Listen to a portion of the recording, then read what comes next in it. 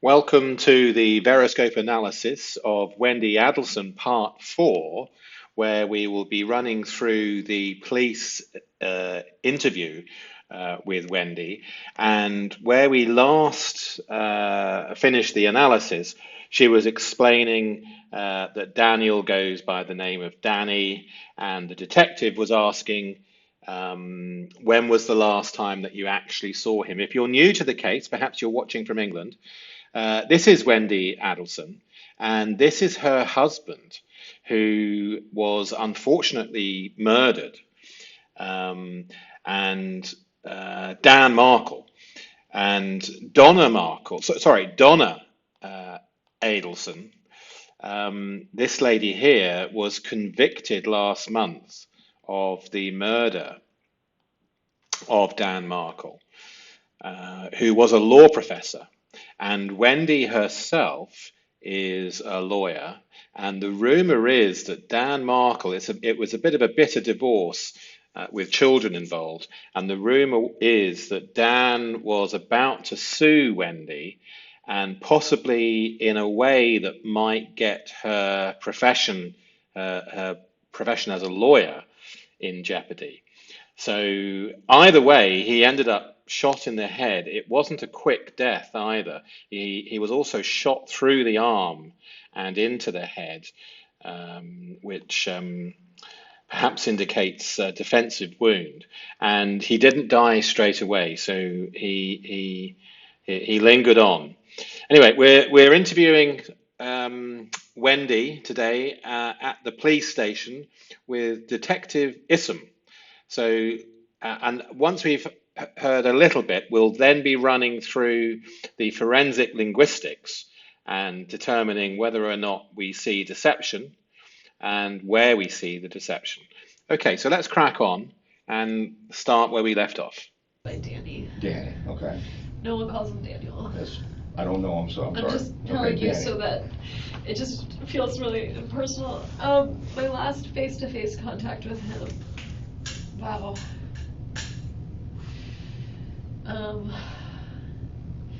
We do a lot of like leave off pickup at the school, right? Where one of us will take the kids to school, the other one picks them up.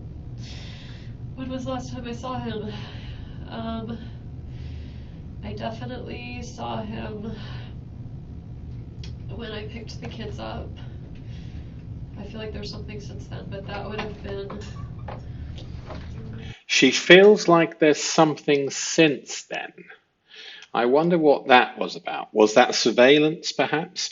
Either way, she stopped the hyperventilating pantomime, and she stopped the crying and the sobbing over the death of a husband that she hated, and the gaslighting has stopped for a little bit. But let's carry on and see where she leads us.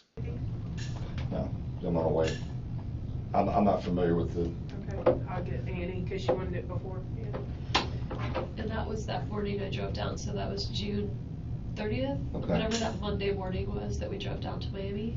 I saw him, I met Amy, then we did a lot of. Amy is the new lady in Dan Markel's life. Wendi knows a lot about her. She's 50. She is very successful. She spends weekends in the Hamptons, and she leads a good life, according to Wendi. And there's some bitterness and some jealousy in her language. So Dan is well shot of her, and I think she resents that. Skype, like we'd Skype every day while I was gone, but that's not in person. I came back. The more perceptive of you who have been following Ferroscope for a while and learning forensic linguistics will have picked up a possible use of language in my own mind there, with being well shot of her.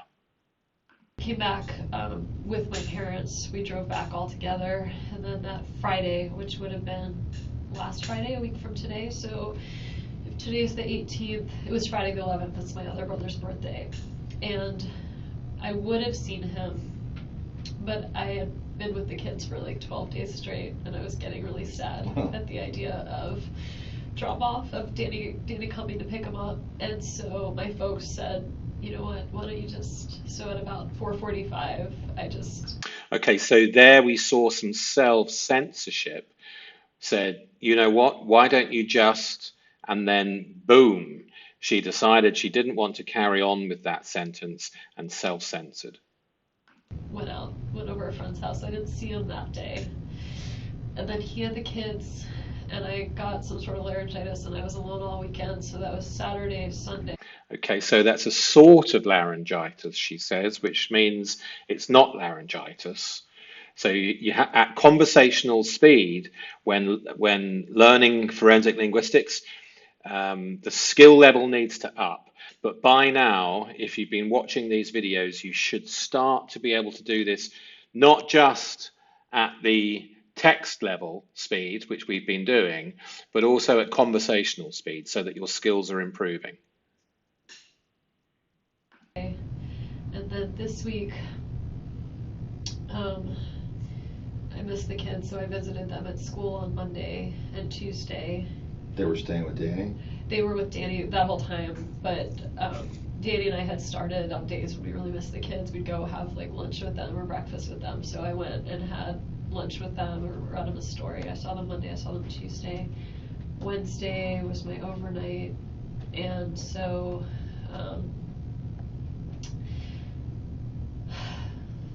that was Wednesday, and then Okay, as a principle in statement analysis, we look at a statement, and this is something we haven't covered yet, but we would look at the percentages of pre-event, the event, and then after the event. In a truthful statement, we'll probably see something in the region of 30 or 40% of preamble, 30 or 40% of event, and 30 or 40% of after the event.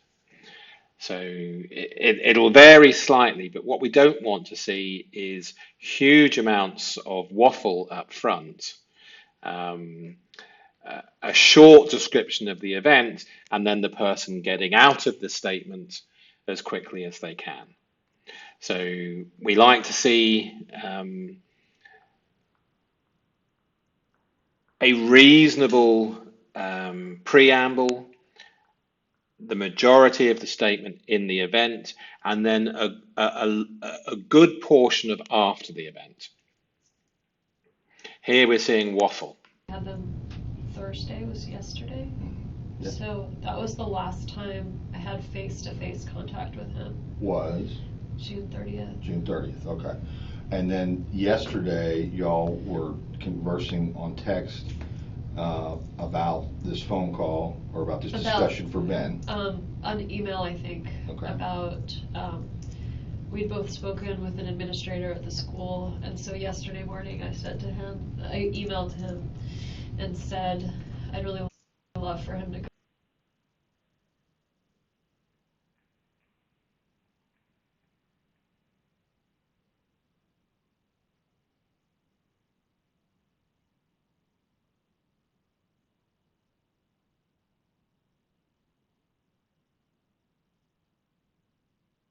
At the time, whether people would be bringing presents or whatever, and so I knew whether he would have gotten it from someone else or whether I should buy it for him. And he wrote back and said, when your voice feels better, let's talk, because my throat was really hurting.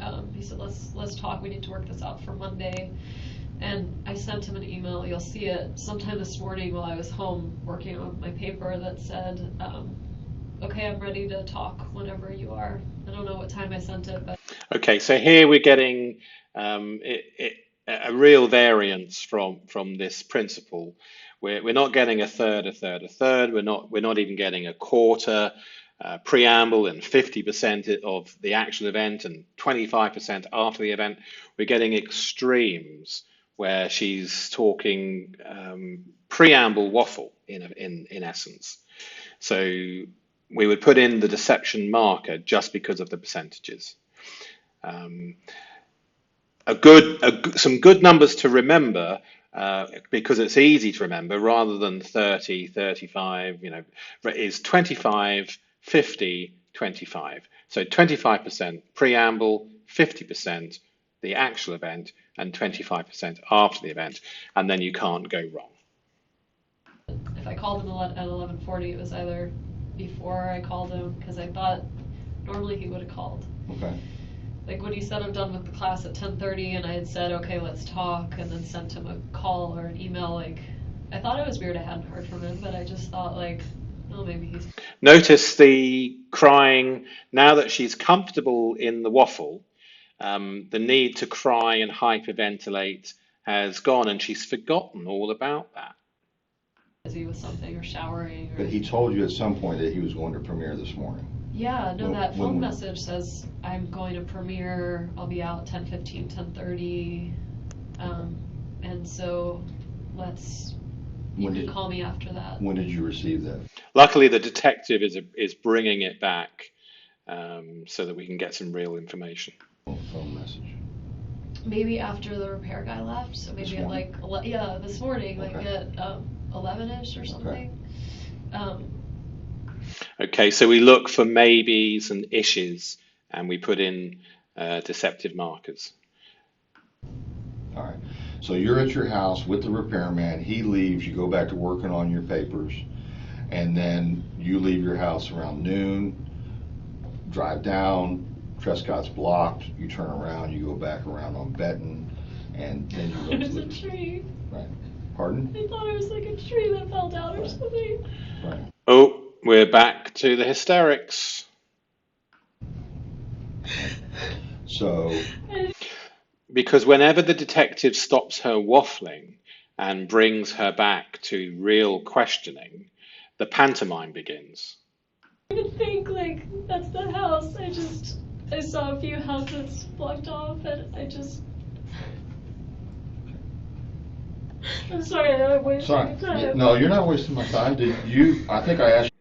If you haven't seen these videos before, the use of I'm sorry and the overuse of I'm sorry, when looking at thousands of criminal statements, it's amazing how often I'm sorry is in the statement. So we put in a deceptive flag. It doesn't necessarily mean that the person is guilty just because I'm sorry is in the statement, but because it's so common, we put the flag in, and then we look not just for singular flags, but for those clusters and superclusters that we're all beginning to recognize. Before, you don't have a number for Amy. You do not have a contact number for her, but you know she's a professor at NYU. Yeah. You know that her and Danny have been seeing each other, and that she stayed here from the end of June to the 1st of July. Just at least 2 days, maybe. Yeah. And she met the children. Yeah, she met a few friends in town too. And you don't know anything about her ex? No, I know she was married. Right. And she has children? She has a son. In New York? In New York. Okay. She's a son. I think he's 14. Okay. Do you know how old Amy is? So she actually knows an awful lot about her. Yes. She's 50. She's 50? Yeah. She doesn't look 50. Oh. She's very beautiful. Oh. She is, not that you can't be beautiful at 50, but she looks really young. She's very pretty and accomplished. And you know her date of birth? I only know that she is 50. I don't, because I was looking her up one time, feeling. Oh, okay. I was looking her up one time, feeling what? Have you self-censored here? Okay, so she's 50. Yes, she has. She's self-censored. And Issam has interrupted and not recognized that she has.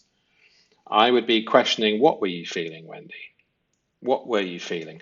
Now, jealousy springs to mind, but of course she doesn't want a motive. So the self-censoring, she stops herself here. She's a smart little cookie, this one. She's not stupid.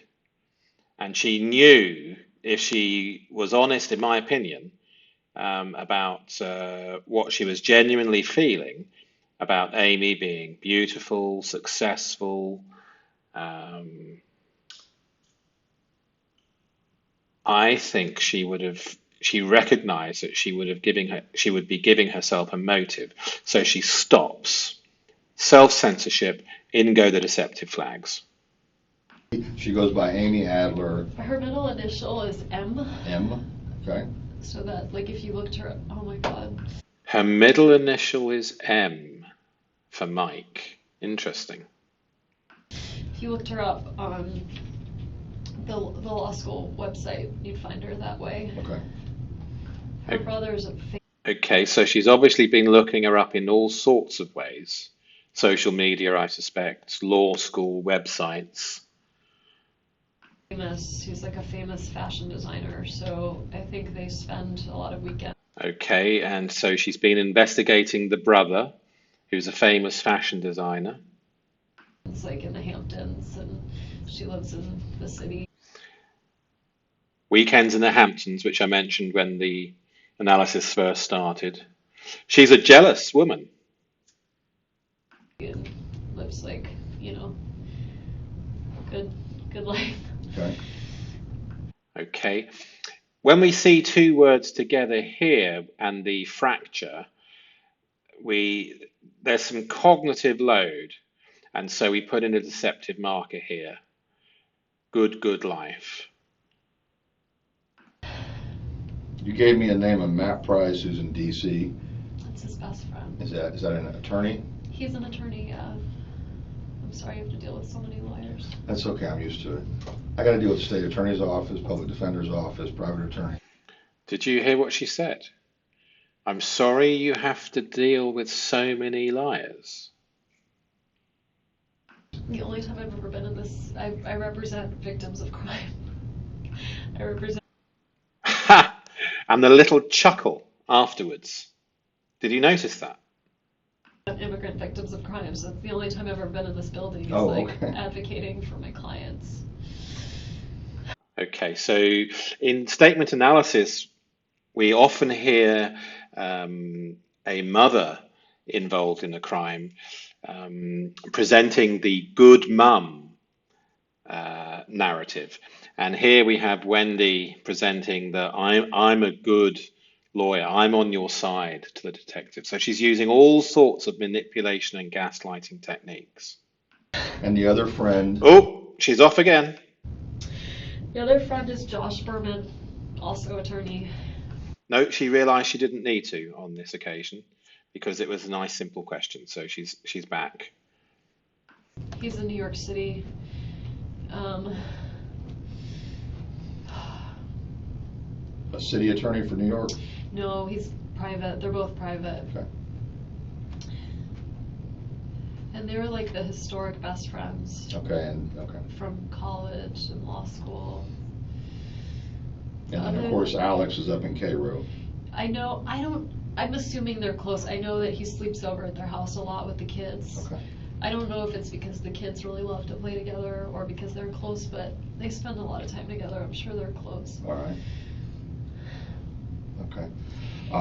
Danny's pretty religious, so like he'd be connected with like rabbis and stuff in town too. Okay.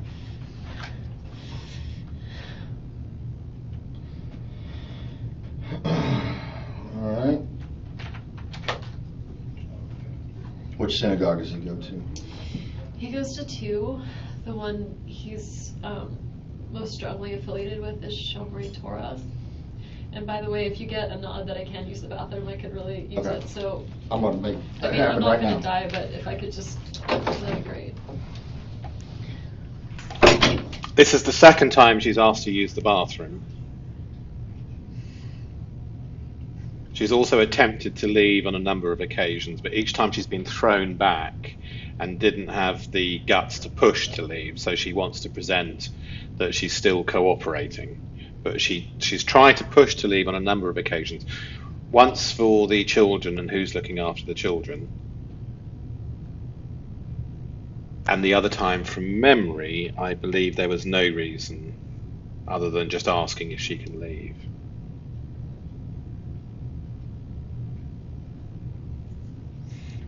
Let's fast forward through this a little bit. Hi.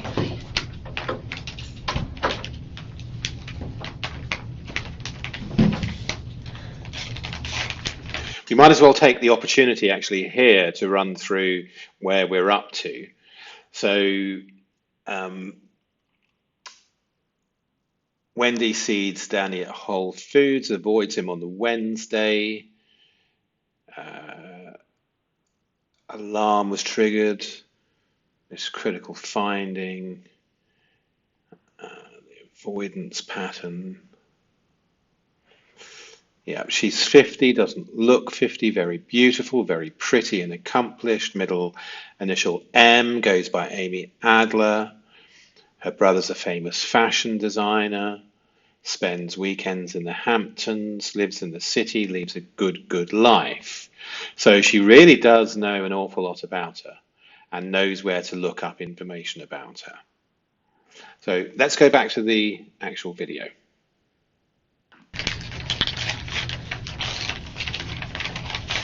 What does GSR stand for? Gunshot residue. Residue? Residue. Okay. Yeah, whenever it's legal, her mind works perfectly. So here, she knew what she knew to ask, and she knew she's not the shooter. So she's fine with this. But she wanted the Miranda rights read previously, and I think it's so that she could get out of there without appearing uncooperative. But the detective didn't do that. This is a really hard job you guys have. Can't be. All right, right hand. Okay, and are you right or left-handed? I work with both. Okay. But right-handed. Okay, left hand. Since noon today, have you washed your hands at all? I wish I could tell you I had, but I haven't. Okay. I'm filthy. What did she say? She said, "I'm filthy." You know, very often, guilt shows itself in many ways. I'm filthy. I think that is what we determine as leakage. It's just my opinion, but I think at the unconscious level, she chose that word. I'm filthy, she said. I wonder how many people agree with her.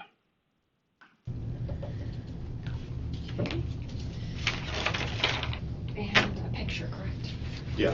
Take a picture. I'm just going to take a picture. With my hands? No, No, of you. you- Just you stand, stand up, up. and then you can go to the bathroom. Okay.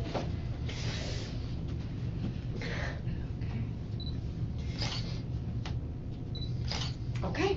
Okay. All right, ready? Do you need to escort me? I'm just going to walk you around the corner. It's not really, it's just showing you where it is. She's always fishing for the level of suspicion that they have, or whether she's a suspect, although she's been told categorically that at this stage she isn't. But she's always fishing.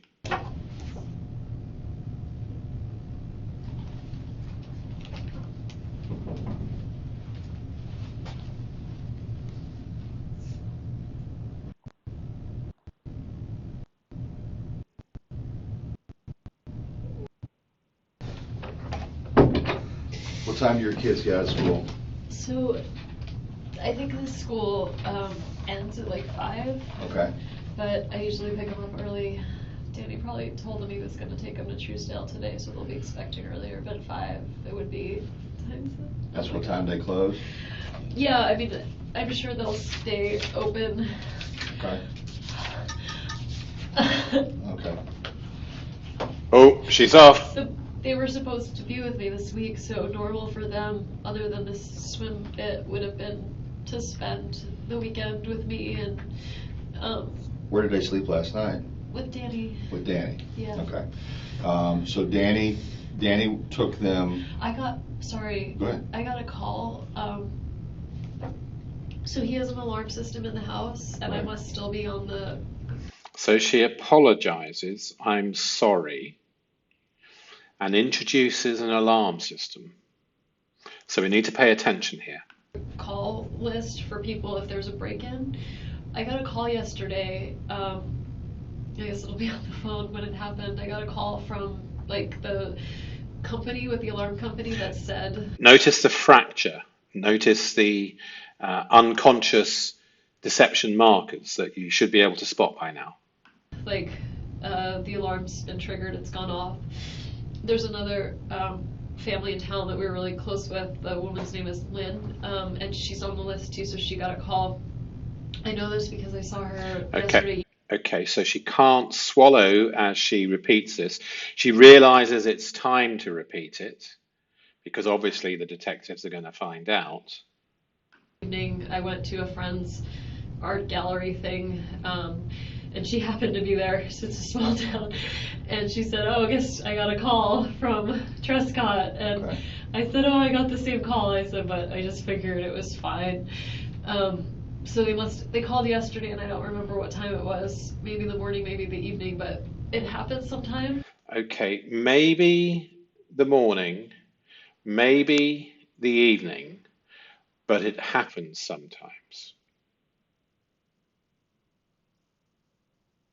That's deceptive.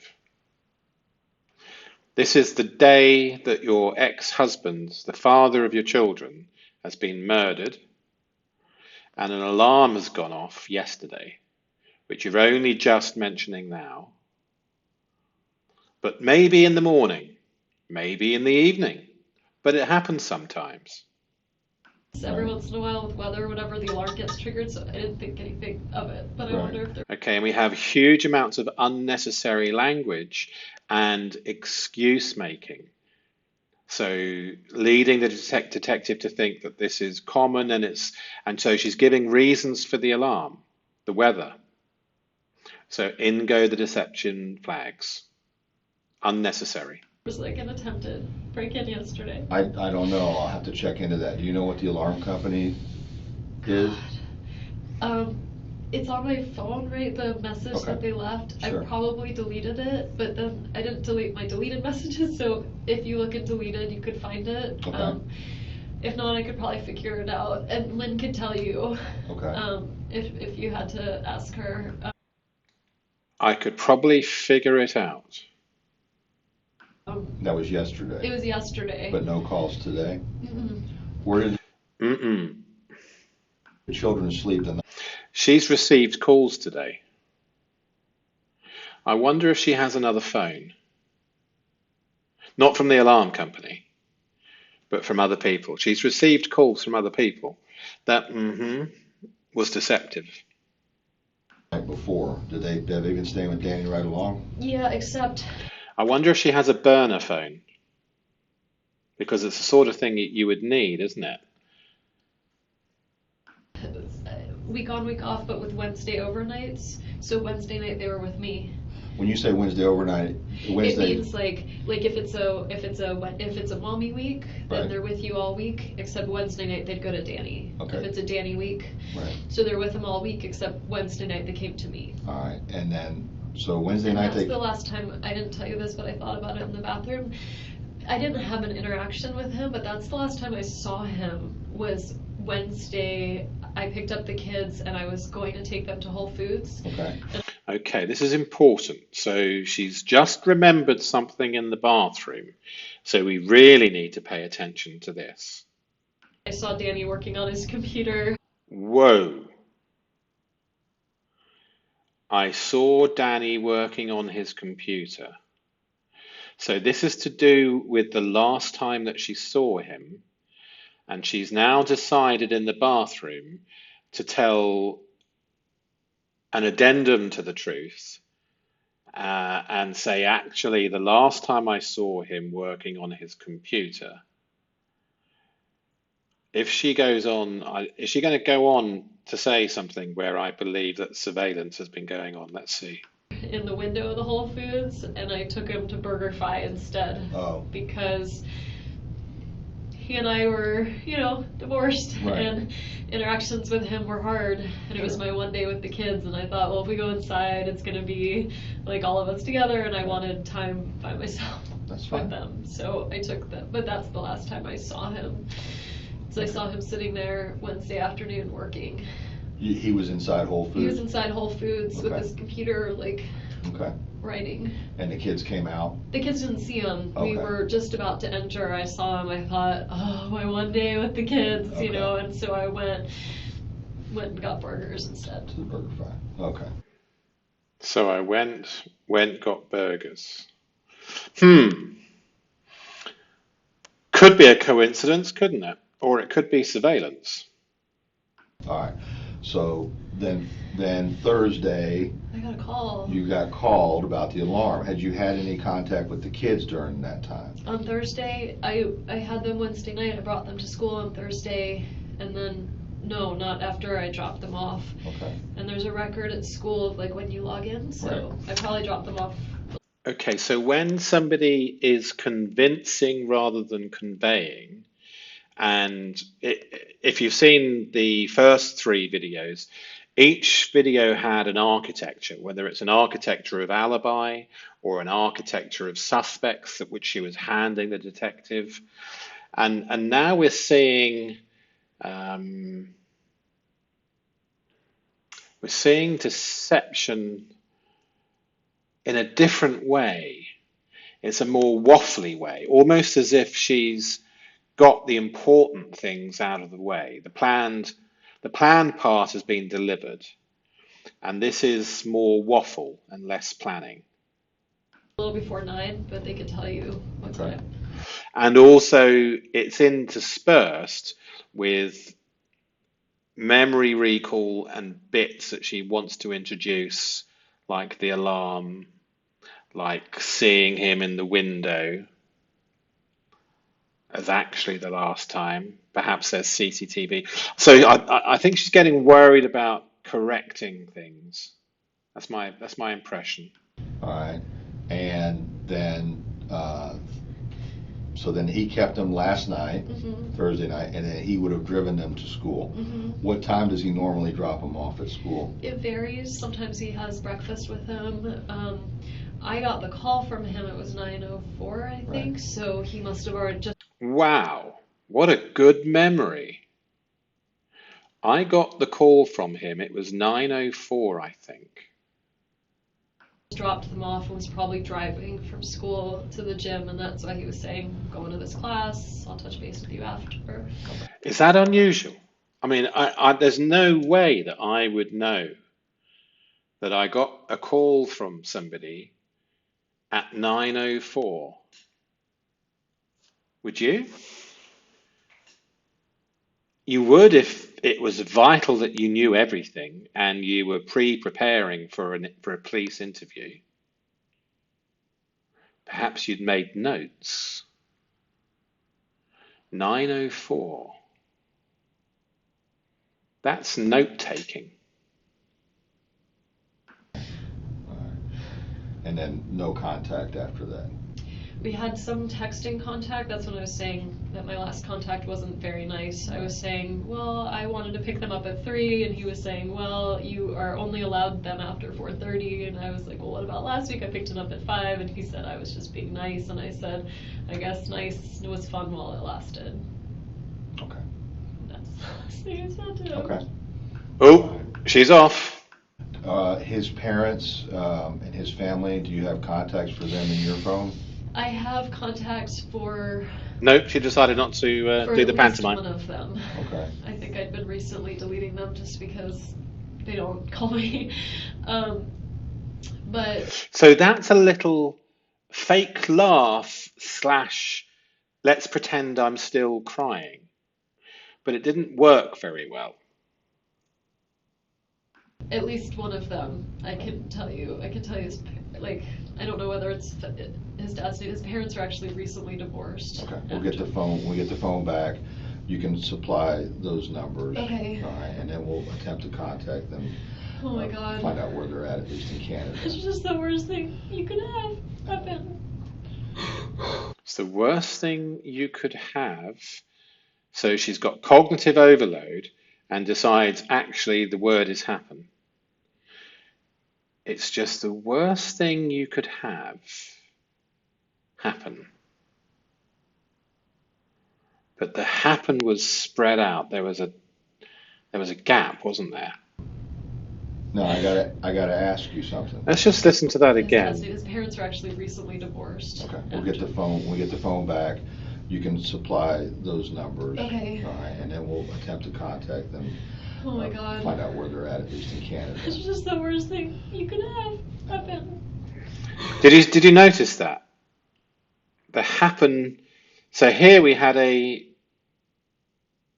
self-censorship and then rapidly chose the happen word. It's the word. It does make sense, but she's choosing words. Interesting. No, I gotta ask you something, okay? Yeah. Do you own a gun? No. Have you ever owned a gun? Have you ever fired a gun? I think I went skeet shooting about 12 years ago. Okay, nothing since then? Does Danny own a gun? Not that I know of, but maybe since I left. He didn't own a gun when I was with him. Never. Since I left. This is always, we always take note of this. But maybe since I left. Had a gun around, or No. did he ever talk about buying a gun or anything? He would talk about it, but he's a criminal law professor. Right. So sometimes he would talk about things just like, Do you notice that fake laugh / cry? Am I laughing? Am I crying? The acting is deteriorating. to have a discussion about, Okay. like, should we have a gun in the home? Is it dangerous? Right. As far as I knew, there was no gun in the house. Okay. You don't know anybody that he owed money? As far as I knew, not as far as I know. Interesting. To? So we do spot changes in tense, and we put in a flag and ask why. You don't know Just anyone? me. I know, besides you, but it was, and that was under court order, I'm assuming. It's, yeah, and we, And there we have this. So the crying and the pantomime and the hyperventilating is now turning into a mixture of, is it a laugh or is it another cry? The acting has got worse. have lawyers, and he very much respects, as do I, the legal system, you know, Right. so it was, As do I, the legal systems. Unnecessary language. It's I'm a good lawyer. It's the same deceptive pattern as good mum. I'm a good lawyer. I'm a good legal person. And she's constantly putting this in unnecessarily in the language. Unnecessary language is convincing rather than conveying and is its own deceptive marker. working its way through. Okay. But anyone he owes money to, I mean, he doesn't gamble, he doesn't drink, like, he doesn't have any vices, he doesn't Right. do anything weird. I can't imagine. I mean, I think he annoys people with his, like, legal academia, but I think, like, in the ivory tower here, not like, I don't think he owed money. So we're having the giggling, crying again. It's not working. You know what, I can't imagine. Okay. Ooh. I mean, unless you have something I can't think of, I'm looking for some reason that someone would want to hurt him. Not just hurt him. Right. I mean, I know, but the intention. I could see one of my friends wanting to shake him, Right. but with a gun. Right. No. I don't know who would do this, and I'm very scared because I don't understand why this would happen. He and I got along fine for the sake of the kids. You heard the message where he was like, well, maybe we'll just take a walk around school. And Right. I mean, I found him hard to be around, but so did a lot of people. They all knew he meant well. He was a decent, good human being. He wouldn't hurt anybody. He would never do this to anybody. I don't know who would want to hurt him like this. I really don't. All right. It's real convincing language. It's very concerning. I think she's lying, and I think she knows, and I think she's involved. I have, I need to ask you, was your divorce, you said before it had nothing to do with infidelity, no extramarital affairs or anything like that? Neither one of us. It was just simply the fact that you all just didn't get along anymore, or was it just the fact that he was belligerent to you? He never hurt me physically, but he was emotionally abusive. Okay.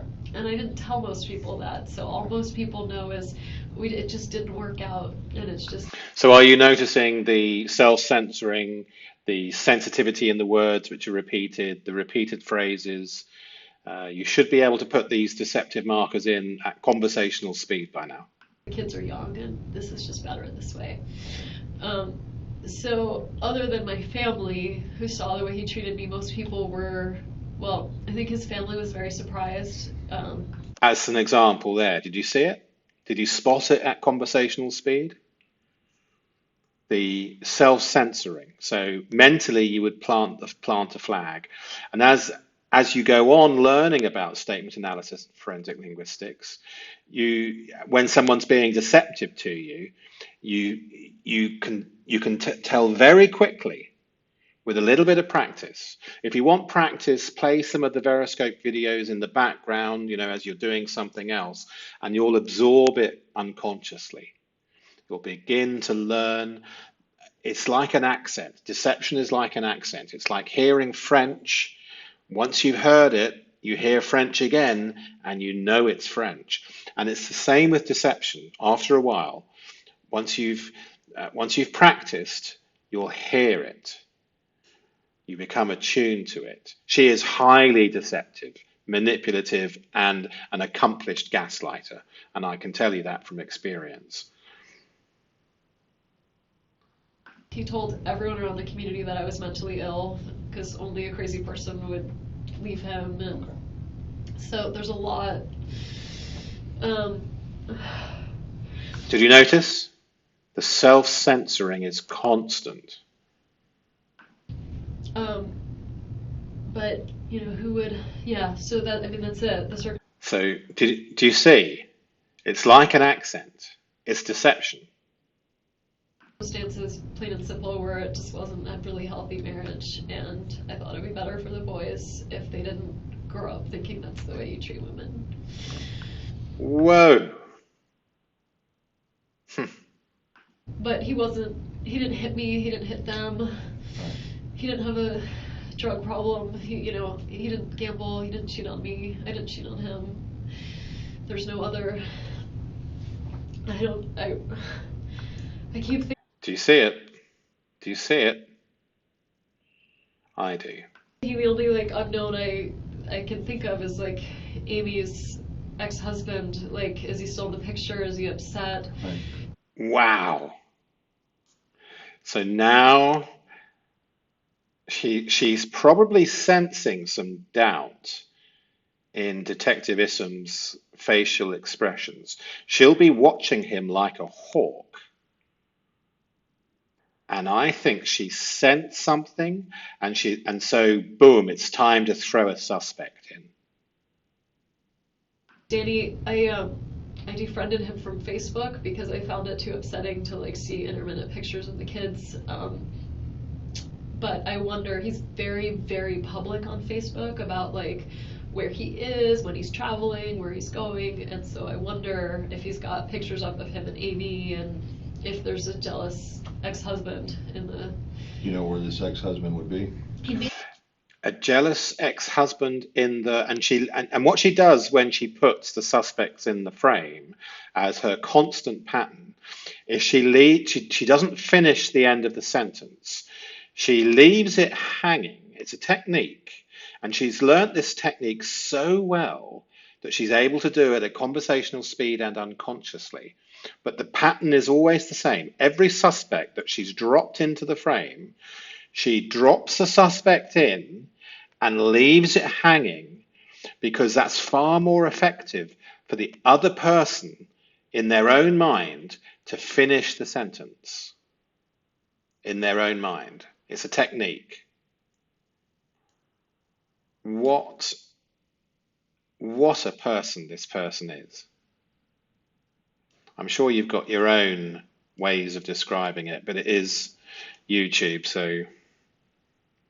In New York too. Is he also an attorney? I don't even know his name. Okay.